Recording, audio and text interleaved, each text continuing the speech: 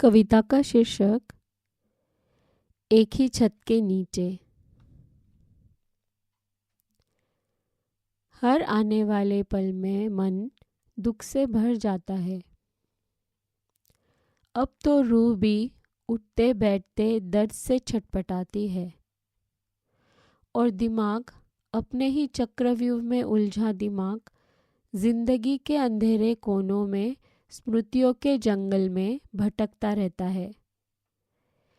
कहने को सभी के पूजनीय मगर सभी से उपेक्षित हम दोनों चील के घोंसले में मांस को ढूंढते एक ही छत के नीचे अपरिचित प्रतिद्वंदियों की तरह जीते हैं।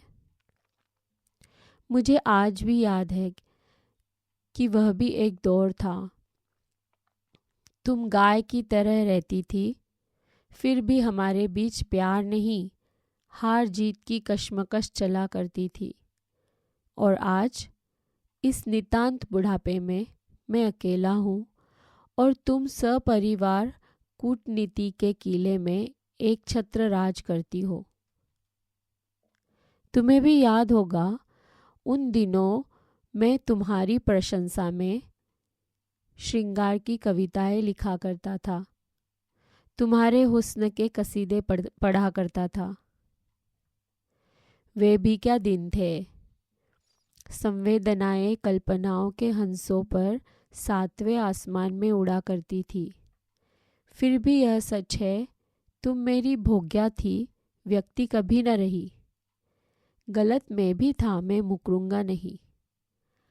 तुम्हारा रूप दोस्तों के बीच रश का कारण था। तुम्हारा प्यार इलाके में मेरे पुरुषत्व पर एक तगमा था। तुम्हारी मादकता मेरे अहम को उच्छृंखल बनाया करती थी। तुम्हारे पास रहकर भी निगाहें एक नए फूल की तलाश में भटका करती थी। गलतियां मैंने भी की है, मैं मुकरूंगा नहीं।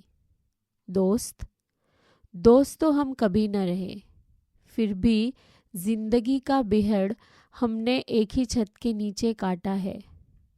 सुनो दोस्त, दिल पर हाथ रखो और पूछो, मुझे हाशिए पर रखकर भी आज अपनी हर दिक्कत के लिए मुझ पर आरोपों की उंगलियां उठाकर भी तुम क्या हो, नानी दादी? गलतफहमी में हो। प्रिय, तुम हर पल मौत का इंतज़ार करती अपने नाती पोतों की नानी दादी नहीं, अपने दामाद बहुओं की बिना पगार वाली नौकरानी हो। गलतियां सिर्फ तुम ही नहीं, मैं भी करता हूँ। मैं चाहता हूँ अपनी मुक्ति से पहले मैं प्रायश्चित कर लूँ, तुम्हें माफ़ कर दूँ, स्वयं को माफ़ कर लूँ। कविता का अर्थ, हम सब साधारण व्यक्ति हैं, इसलिए गलतियाँ करके ही सीखते हैं। इसीलिए ज़िंदगी को माफ़ करने और माफ़ी मांगने का लगातार चलने वाला सिलसिला कहा जाता है। जब हम माफ़ी मांगने और माफ़ करने के मामले में अटक जाते हैं तो ऐसा ही होता है जैसा इस कविता में दर्शाया गया है।